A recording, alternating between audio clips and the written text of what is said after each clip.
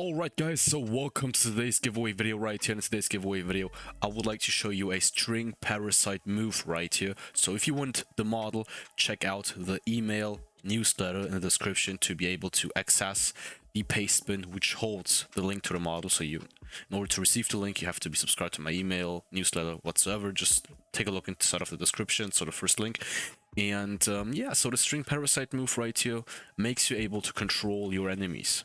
And how it works is that you shoot a bullet, and after shooting the bullet and after it hits someone, you are able to control that person's body, okay? And this is not done yet, so this is only the controlling mechanism. I will later on in future updates add some more features to it, such as attacking people and whatsoever, okay? So you're free to comment whatever feature you want to see next.